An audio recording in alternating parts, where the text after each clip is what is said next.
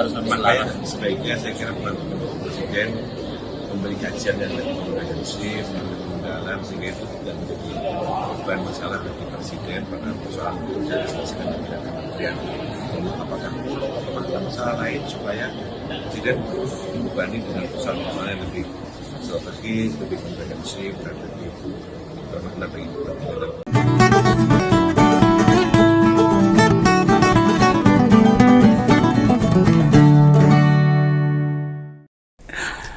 Nampaknya cobaan kita sebagai rakyat dan bangsa Indonesia ini hidup di bawah kepemerintahan sekarang ususnya kudu dawa. Tahu ususnya kudu dawa dalam istilah bahasa Jawa itu harus sabar. Berdasarkan penuturan Ketua MPR itu Pak Ahmad Muzani, dia saja sampai meminta loh, pembantu Presiden dalam bekerja memberi kajian yang lebih komprehensif. Jadi nggak malah melempar masalah baru pada kepala negara, ngebut-buti Pak Prabowo. Yang sempat dicontohkan diantaranya ya polemik 40 Aceh yang sempat dipindah ke Provinsi Sumatera Utara sama Pak Tito Mendagri, yang akhirnya Pak Prabowo turun sendiri untuk menyelesaikan masalah ini. Loh, gubernurnya aja calon dari Gerindra dan PDP. Padahal seharusnya di tingkat menteri sudah bisa dituntaskan. Nah, untuk apa jadi pembantu presiden di kabinet di belonjo gede? Kenyataannya mesti presiden yang ambil keputusan. Kenapa? Kenapa ini? Kepala sampai harus nimbrung, kepala negara harus nimbrung menyelesaikan semua kebijakan-kebijakan kementerian ini. Sebab kebijakan Pak Tito Karnavian malah memunculkan polemik baru, masalah baru bagi bangsa Indonesia itu. Rakyat Aceh pada bereaksi, oh ini masih luka, nanti bisa luka di atas luka. Menolak keputusan pusat. Ini jadi gambaran betapa pembantu presiden perannya itu penting untuk hal-hal seperti ini. Nah, sorotan Ketua MPR itu tak manai atau tak artikan seakan-akan dia itu woro-woro, ngumumin lah. Jadi gini, woi, oh jadi rucara kerjane Bobi karo Tito. Mungkin gitu. Ini saya membayangkan loh, bukan menuduh itu. Membayangkan apa yang dimaui oleh Ketua MPR itu. Nah, wong sakjane 40 itu gak ada masalah. Lah kok digawe-gawe, dibikin ada masalah. Itu dan mengartikan penyampaian Pak Muzani itu kan. Dan setelah cawe-cawe presiden, Pak Prabowo turun tangan sendiri, rupanya ada dokumen lama. Dokumen itu ada di Kemendagri yang memperlihatkan status administrasi 40 ini beneran sah punya Aceh. Jangan membuat luka Aceh yang kedua kali loh. Kemarin itu baru dijahit, belum sembuh lukanya. Harus dilukai meneh. Lah Pak Tito waktu sebelum memutuskan, gak nyoba nyari bukti-bukti. Apa mau ngurup ke menyan? Mojok di kamar pas malam Jumat Kliwon buat memutuskan hal itu kan ya ndak toh Pak. Atau pakai sistem ngitung benik, menghitung kancing baju Aceh Sumut, Aceh Sumut, Aceh Sumut. Atau mendengar suara tokek. Oh ternyata punya sumut. Kan ya nggak gitu. Kita belum lupa dalih Pak Tito apa waktu menetapkan Kemendagri soal 40 itu. Alasannya ya hanya dekat sama sumut. Maka dianggap wilayah sumut. Tidakkah keberadaan wilayah itu ada dokumen-dokumen sebelumnya yang bisa dicari di Kemendagri. Dan status administratif daerah itu juga menyangkut perkara sejarah loh, historis, budaya, etnis, tradisi, bahasa, serta suku dan faktor-faktor yang lain. Bukan hanya sekedar dekat wilayah aja. Nah ini mari masyarakat supaya paham.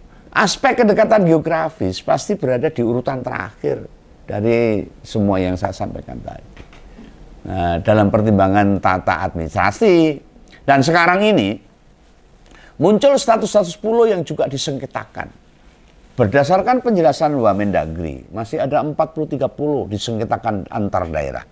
Lu kok terus malah tambah banyak ini?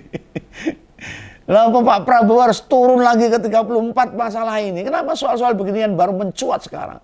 Apa sebelum ini sebenarnya nggak ada masalah? tapi dipucuk oleh sengketa 40 antara Aceh dan Sumut. Itu yang 40-30 masuk daftar sengketa juga. Memang pulau baru yang terbentuk dari proses alami, kan yang enggak, sudah lama beribu-ribu tahun. Menurut Pak Bima Arya, Mendagri, yang terbanyak sengketa itu di Jawa Timur. Loh, dengan 21 pulau. Lah memang penentu akhir itu ada di Kemendagri. Sebab batas wilayah bukan ranahnya Pemda atau kabupaten kota maupun provinsi loh. Pak Tito harus teliti itu, jangan terulang kembali memutus perkara kayak beginian ini. Nah, faktor geografis diposisikan sebagai indikator nomor 1. Wah, coba dicari dulu dokumen yang ada, jangan-jangan sudah ada catatannya, ya, sudah komplit. Loh, kita itu sering meributkan hal kecil yang remeh beginian, tapi nanti setelah disahkan, Begawan ya pesimis. Pemda terus ngurus soal-soal pulau-pulau itu. Loh, makin kesini makin nggak paham juga ini para menteri ini, para wakil menteri termasuk kepala daerah. Kan sudah ikut retreat tuh di Magelang, meningkatkan kapasitas. Lalu kerjanya kamu gini-ginian aja. Boleh ada keributan tuh ya, itu nyangkut ide, rame soal inovasi gitu loh. Dua gagasan bikin terobosan. Wah, masalahnya masalah sing ora cetha itu loh.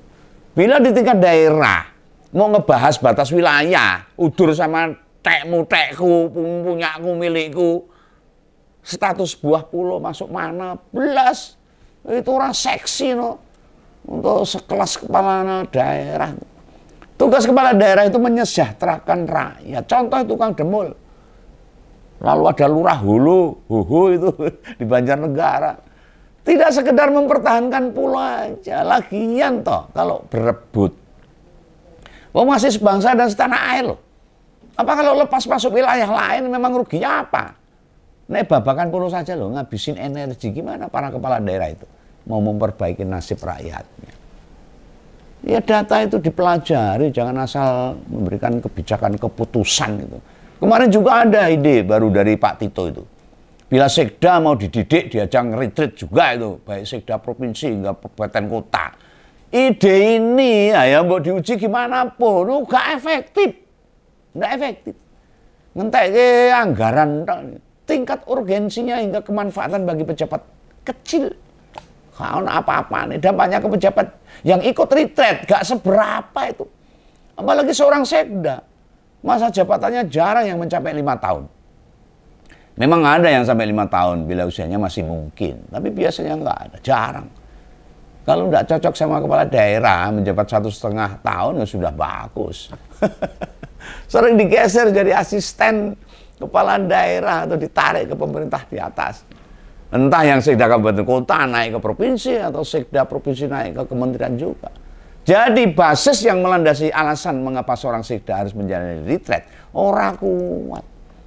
Enggak urgent, ora penting, kecuali ya hanya karena biar dapat nama dari presiden aja. Maksudnya ini Pak Tito nyari muka kalau ini menurut analisa saya ini bukan tuduhan itu. Akhirnya hanya ABS saja. Ini bahaya Pak Tito ini. Ini rakyat yang diurusi nih. Jangan memikirkan diri sendiri. Mestinya Pak Menteri Dalam Negeri, Pak Tito sudah 10 tahun jadi menteri, makin mudeng. Gimana mendorong daerah bekerja lebih memikirkan rakyat, dorong daerah buat makin brilian memajukan wilayah mereka. Jangan sampai menteri kalah sama gubernur sama lurah. Sama lurah yang membangun desanya begitu indah. Nah ini kan cilongan masyarakat kalau gini. Menteri sudah 10 tahun menjabat, lah kok secara substansial level yang diurusi malah turun. Kita belum lihat loh ada program Kemendagri yang lumayan bagus untuk daerah meningkatkan eskalasi kinerja mereka. Belum ada.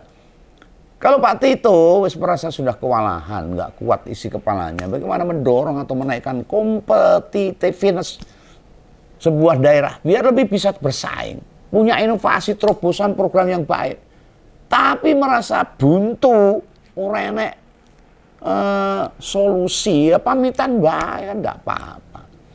Mundur itu bukan perbuatan nista, Pak, nggak dosa, malah justru menjadikan orang lebih terhormat. Justru merasa nggak mampu, ini bertahan di jabatannya. Yang rugi malah rakyat sama negara. Presiden itu butuh pembantu-pembantu yang kreatif, inovatif. cerdas, pintar, jujur dan sebagainya, punya terobosan. Tidak sekedar bisa menjalankan tugas. Loh, buktinya Pak Muzani sampai berpesan kayak begitu loh, Ketua MPR. Begawan yang mikir ini. Dengan otonomi daerah, makin hari ini para kepala daerah makin minim kreasinya dibandingkan 2004 sampai 2014. Inovasi kepala daerah turun. Nah, tentu salah satu faktornya ya menterinya yang nggak punya pemikiran. Mesti gimana mendorong daerahnya. Hah? Digerojok APBD dari APBN tapi melempem. Inovasi-inovasi kepala daerah yang zaman dulu banyak yang sudah diadopsi di tingkat nasional. Event-event di level daerah yang dulu juga dipenuhi wisatawan sekarang sudah tak menarik. Sebab nggak ada perubahannya, mau gitu-gitu aja. Ajang model Batik Karnival di berbagai daerah ya gitu-gitu terus itu.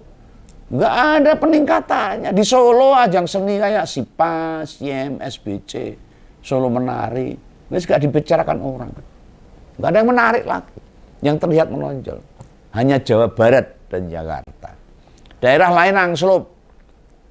Menenganteng belas nggak ada terobosan apapun. Rata-rata pada berdalih efisiensi membuat Pemda mengurangi kegiatan-kegiatan yang nggak perlu. Loh, kan bisa ada solusinya gimana? Begawan sebagai orang Jawa Tengah, ya anyel loh sama Jateng dan Solo tuh. Mana coba inovasi dan kreativitas Pak Lutfi sama Wali Kota Solo. Hah? Apa itu Wali Kota Solo tuh? Lupa saya sebenarnya. Ini jadi bukti kalau di politik elit partai yang sukanya sok jadi pahlawan aja, dukung si A, dukung si B, setelah itu terserah mereka. Nah, repot. Ngompoles khususnya yang di Jateng sama Solo, coba sebut. Apa yang dibanggakan dari dua wilayah itu? Nggak ada sekarang. Pancet aja itu. Inovasi nggak ada. Apa inovasi yang dimunculkan di Jawa Tengah? Yang kalau di lebih kecil di Solo itu. Yang sudah dijalankan dan bisa dideseminasi ya, di wilayah lain. Atau event-event yang dulu digandrungi warga. Memang masih tetap diadakan. Tambah gede apa saya entek, saya sepi. Coba dong cerita ke Om Begawan, setelah Pak Jokowi gak jadi presiden, apa ada kementerian yang punya program di Solo? Yang ngerojoki anggaran, menteri-menteri pada sowan ke Solo. Hah? Sudah berapa miliar, puluhan miliar atau ratusan miliar APBN buat proyek di Solo. Gak ada sekarang. Nah itu Gibran yang bekas wali kota Solo, bisa ngasih argumen. Dulu sok-sok membangun, banggain banyak proyek, sekarang kelihatan kan? Kenapa dulu banyak proyek dan sekarang enggak? Ini kan masyarakat bisa menilai. Dulu Pak Jokowi jadi presiden, jadi emang ada perintah-perintah ngerojoke Solo dengan APBD. Dan itu memang yang dikarpe banyak masyarakat Solo sebenarnya, sehingga Solo jadi terbangun. Tapi kan nggak boleh begitu, terus sak-sae. Saiki piye kaya duit mangpi tiba ning lantai lak kelunting alias zong. Akhirnya wali kota Solo ya jadi kelabakan ini apa. Dan saya dengar PAD juga belum mampu untuk mendongkrak di kota Surakarta. Tak kira ini aku lagi kelingan ini. Wali kota Solo itu Pak Mas Respati namanya, Mas Respati. Nah, Mas Respati ini sama Pak Lutfi itu kan ya sama-sama membebani Pak Prabowo juga ini kalau menurut saya ini. Nggak menuduh loh ini pendapat saya ini. Soalnya gini, meski keduanya didukung, disupport, dijagokan sama Pak Jokowi, lah bareng terpilih ya sama aja, nggak bisa apa-apa. Inovasinya untuk memajukan nggak ada. Atau mungkin baru 6 bulan, ya kita tunggu aja. Tapi sampai saat ini belum ada. Apa inovasi yang dimunculkan? Kita tidak mendengar apapun dari Solo dan Jateng. Inovasi daerah yang ciamik itu nggak ada. Berpihak pada warga yang dijalankan mereka, ya tidak ada hal berbeda dengan Pemda-Pemda lain. Ini balik lagi nih ke soal Mendagri dan juga Mas Bobi nih. Untuk Mas Bobi, mulai dari wali kota Medan hingga sekarang jadi gubernur, apa terobosan yang pernah dihasilkan? Ada yang bisa kasih tahu, nanti biar saya bedah. Padahal yang namanya otonomi daerah itu memberi kewenangan kepada kepala daerah penuh untuk membuat kreasi, inovasi, program yang mampu membantu rakyat dan mensejahterakan rakyat, terutama rakyat kecil. Nah, harapan dari Wakil Ketua MPR, Pak Ahmad Muzani, setidaknya menggambarkan dengan jelas progres pembantu presiden atau para menteri dan banyak kepala daerah itu gak ada yang moncar sama sekali. Kecuali ya tentunya Kang Demul di Jawa Barat yang begitu hebat tiap hari tidak henti. Dan sama Mas Pramono Anung dan Bang Dul Rano Karno yang sekarang begitu giat membangun Jakarta. Hampir mirip itu Kang Demul sama Mas Pram untuk sama-sama membangun wilayahnya. Itu ya jangan salah paham loh. Ini pendapat kawan, masukan. Semoga didengar dan menjadi introspeksi bagi semua pejabat. Salam Begawan, salam ngompol, jangan lupa subscribe. Dadah.